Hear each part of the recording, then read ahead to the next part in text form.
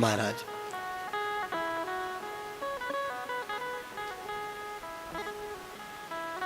जीवन के विष को पहले हम सभी को त्यागना है।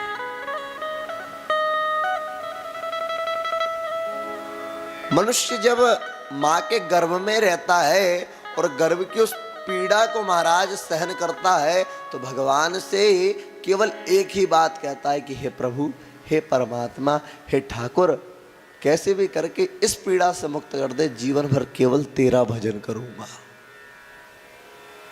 मैं जगत की माया में नहीं लगूंगा, केवल तेरा भजन करूंगा। और महाराज जैसे ही जन्म होता है सब कुछ भूलता है, सबसे पहले उस परमात्मा को ही भूल जाता है।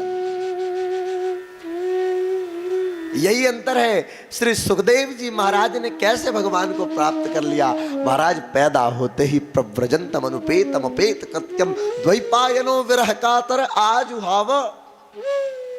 महाराज जन्म लेते ही मां बाप कौन है ये तक नहीं जाना।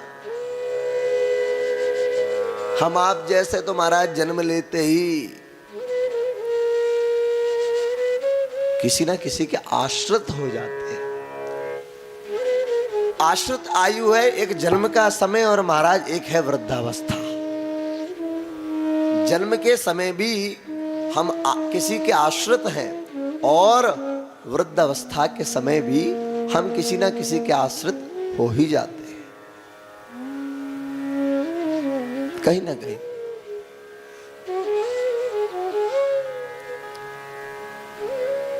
तो महाराज आप अपने जीवन के विष का पहले त्याग कीजिए। कैसे किया जाए?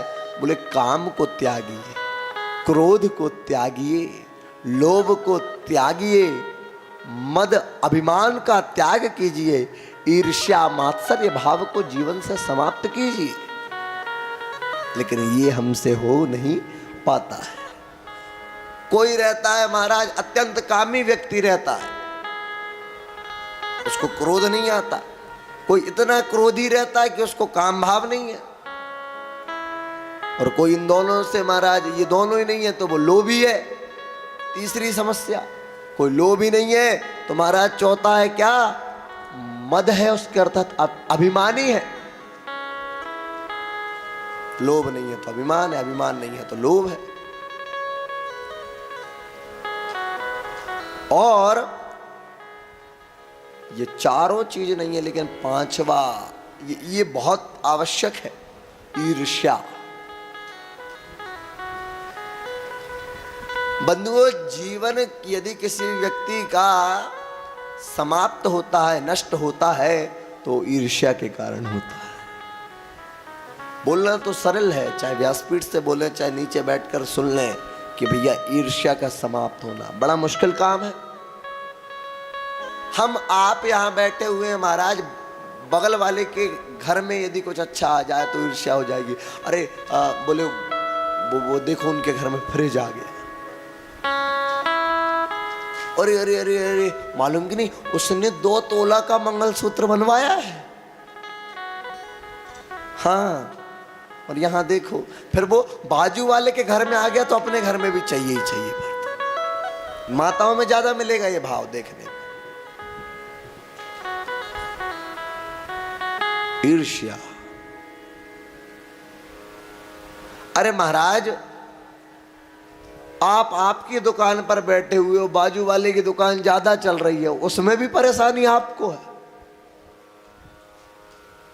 और महाराज जब आप कहते हो ना कि मान लीजिए कोई किसी का बुरा चाहता है ना, तो महाराज सामने वाले का कभी बुरा नहीं होता, अपने आप का बुरा होता है। और महाराज भगवान तो सामने वाले को उत्तरोत्तर वृद्धि प्रदान करते हैं। और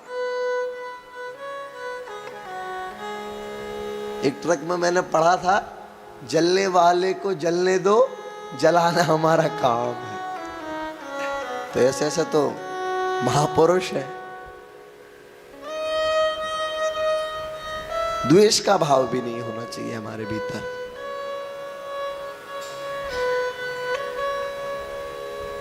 तो क्या चर्चा है, क्या करना है और क्या नहीं करना है। महाराज, जो विष है उसका त्याग और अमृत का पान। जब तक महाराज विष रहेगा तब तक जीवन के अमृत से वंचित रहोगे। जन्म लेते ही ऐसे महापुरुष हुए महाराज जिन्होंने केवल और केवल अमृत का पान भी किया। भगवान नाम अमृत का पान।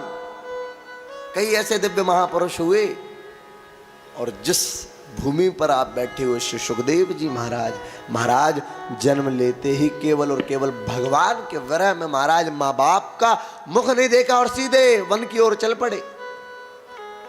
ये है जीवन का अमृत प्राप्त करने के लिए श्री सुखदेव जी महाराज भगवान को प्राप्त करने के लिए अपने बोले मुझे माँ बाप से किसी से मतलब नहीं। अरे भैया ये तो डुप्लीकेट माँ बाप है, असली माँ बाप तो ये बैठे हुए हैं समक्ष। लौकिक और अलौकिक जीवन में ये अर्थ परमार्थ दोनों ये मान लो आप। तो अर्थ जो है वो भी यही है और परमार्थ भी यही है, लेकिन हम ये वाले अर्थ के पीछे नहीं, हम दूसरे अर्थ के पीछे भागते भागते इस परमार्थ को भूल जाते हैं। ऐसा नहीं,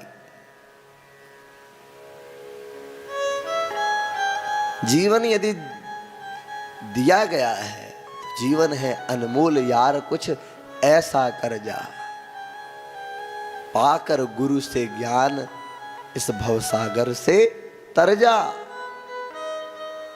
महाराज जीवन इतना अनमोल है, कुछ ऐसा किया जाए कि गुरुदेव भगवान से जो है ऐसा ज्ञान प्राप्त किया जाए कि महाराज भवसागर से मुक्ति अपने आप हो जाए। सत्संग से महाराज, गुरु से, सत्संग से और महाराज संतों के संग से जीवन जो है वो धीरे धीरे करके उस प्रभु के निकट पहुंचने लगता है।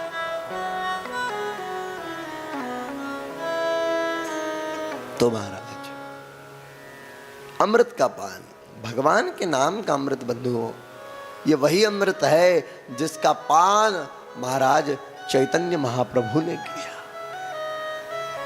गौरांग महाप्रभु ने किया, मीराबाई ने किया, सूरदास ने किया, कालिदास ने किया। एक संत ने, श्री काशी में एक बड़े दिव्य महापुरुष हुए तैलंग स्वामी जी, उन्होंने उस भगवान नाम की महिमा के विषय में बताया। महाराज उनके भी शरीर में महाराज जो जैसे दीमक उसके लग गई थी ना हिरण्यकश्यपु के, महाराज उनके शरीर में भी ऐसी अवस्था हो गई थी कि ये जो चरण थे, ये जो चरण भजन करते करते महाराज ऐसा लगने लगा था कि चरण गायब हो चुके हैं ही नहीं, बिना चरण के। उनकी आसन सिद्धि ऐसी थी कि महाराज बैठे, अगर वो एक बार बैठ जाएं तो महाराज उनकी कम से कम 10 से 12 घंटे की आसन सिद्धि थी। कितने घंटे की? 10 से 12। ये अभी की ज्यादा नहीं, 100-150 साल पहले की घटना है। तैलंग स्वामी